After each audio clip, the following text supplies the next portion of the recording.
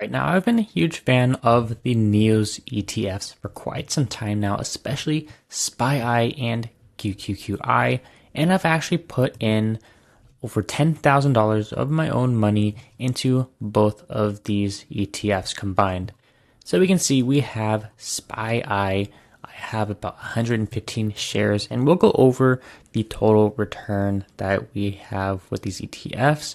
And I've been investing in these since the start of 2025. So 115 shares of SPYI, as well in QQQI, we have 115 shares, which is going to be a bit over $6,000 into QQQI and just under $6,000 for SPYI. So combined, it's roughly about $12,000 total. I really wanted to figure out for myself which one of these big income ETFs is the better deal. Everyone's talking about these massive payouts from a lot of high income ETFs, and you're going to often see double digit yields, but the NEOS ETFs have very modest distribution rates. SPYI is only going to have about a 12% distribution rate, and QQQI is going to have about a 14% distribution rate. So it's very low compared to some of the big players out there, namely ULTY, which is known for having an 80% distribution rate, which is absolutely insane. So in this video, we're going to go into our portfolio, check all the distributions, add them all up, show you exactly what has happened so far, and look at real numbers, the actual income, total returns, and the hidden mechanics that make these funds work. And at the end of the video, I'm going to give you my final verdict on which one of these ETFs I'm going to be keeping around for the long haul. But before we jump in, let's talk about why ETFs such as SPYI and QQQI are even a thing. And it's pretty simple. We're all looking for reliable passive income. Most people just don't want to have their cash sitting in a savings account, even though high yield savings account does pay out a modest about 3.5%. There's better ways to invest your money, in my opinion. And even solid dividend ETFs such as SCHD have been pretty subpar for quite a few years now, basically flat while you collect a small dividend of around 3.67%. And a lot of people have pointed out that holding it in a money market account would have yielded the same return, which is a bit unfortunate for this ETF, but in the long run, it has appreciated in price, just not really recently in the past 4 years. And let's briefly touch base on what SPYI and QQQI are for people who are not familiar. You can see on NEOS's fund's website the targeted benefits of SPYI's strategy, and it's going to be similar for QQQI. These are both going to utilize the same exact strategy. The only difference between these two ETFs are going to be the index that they're using the strategy on. Now, SPYI is of course going to use that strategy on SPY, which is the S&P 500 index, and QQQI is going to use it on, which is the NASDAQ 100, mostly going to be the tech sector. And because the tech sector is a little more volatile, you're going to have a higher distribution rate compared to SPYI. It's a little bit more of a trade-off. QQQI is going to be a little bit more volatile in the share price as well, but these are both great ETFs, and I think a combination of these ETFs is the way forward. So we can take a look at the benefits. It's going to seek high monthly income generated from investing in the constituents of the S&P 500 index and implementing a data-driven call option strategy. So it's going to invest in the S&P 500 index as well as generating option income from selling call options, which is very common in this space.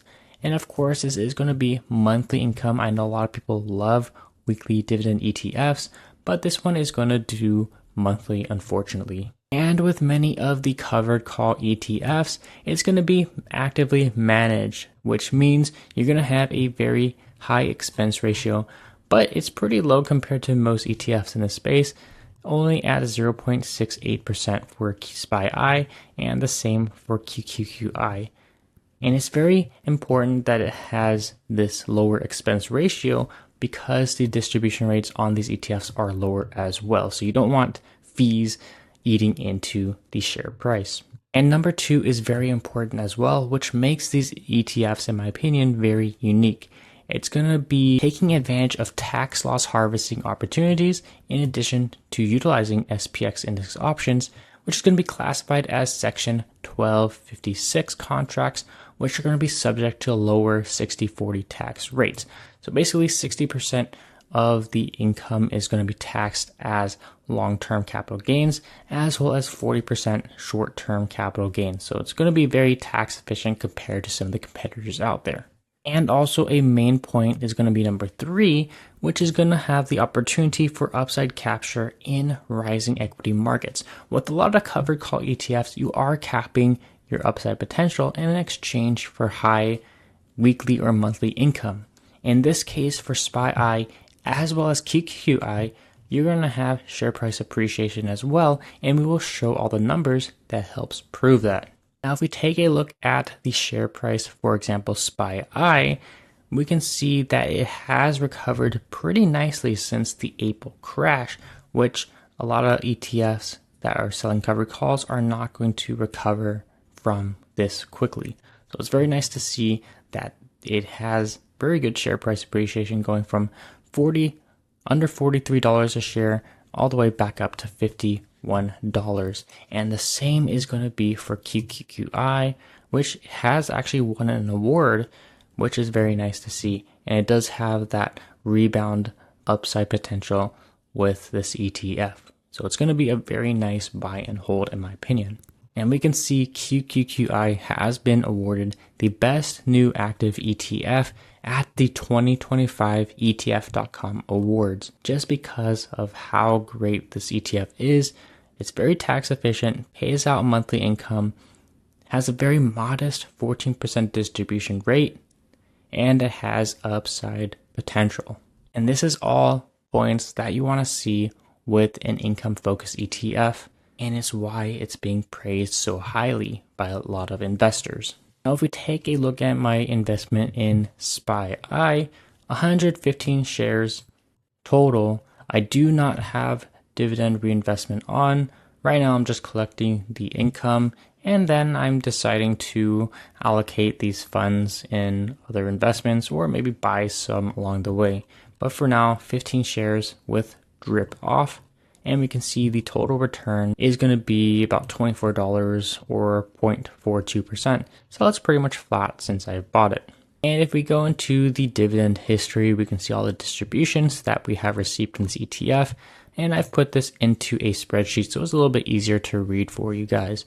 So we can see we've been collecting distributions since January, and we have slowly been adding more shares every now and then. So it has been growing monthly. And since then, we've collected about 8 distributions for a total of $359. So we're definitely total return positive, which is very nice to see.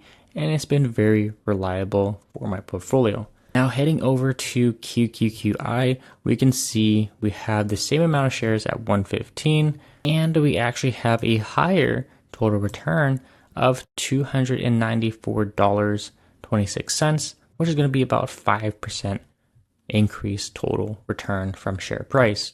And again, we have distributions that we're going to be plugging in to our spreadsheet, so it's a little bit easier to see. Now, I did buy this ETF a little bit later, so we didn't get that January distribution, but we have 7 distributions here so far. And we can see it has been slowly increasing as we have been increasing our share count. April was a little bit lower just because the whole market had crashed due to quote unquote Liberation Day, but it has recovered very nicely, and we have received a total of $350 in distributions so far. And we also don't want to count out this 5% share price appreciation, which is almost $300 alone. So we have very good share price appreciation potential with this ETF. And we have made just about $650 from this ETF, which is going to be over 10% total return year to date. Now, SPYI doesn't have as big of a total return. It's going to be more in the single digits, but it is still positive. And that's because the S&P 500 is not as volatile as the NASDAQ index. So you're going to have a higher distribution rate with QQQI, and it is going to perform more like a growth ETF because it is heavily tech sector focused. So if you're into growth as well as income, I do believe that QQQI is famous for a good reason. Now, I am a huge fan of QQQI.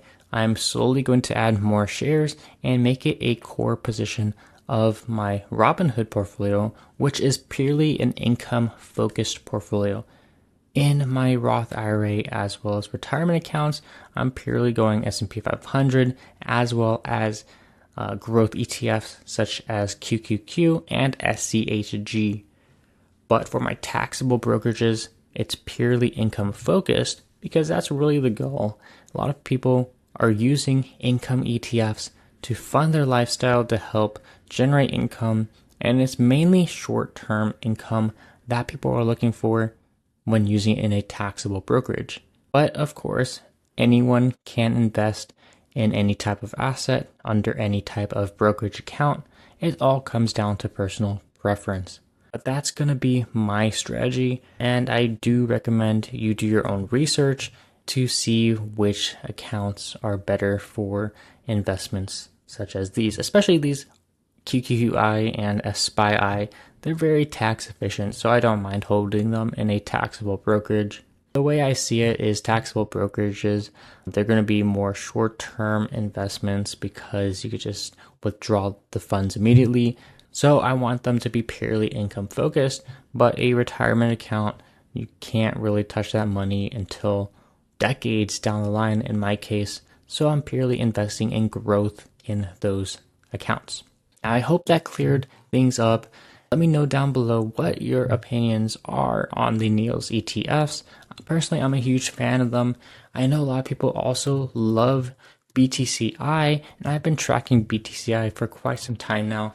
It's a great ETF as well. It pays a higher distribution rate of around 25%, and it does have that upside potential that a lot of income-focused seekers are looking for. So let me down below what ETFs from NEOS are your favorites.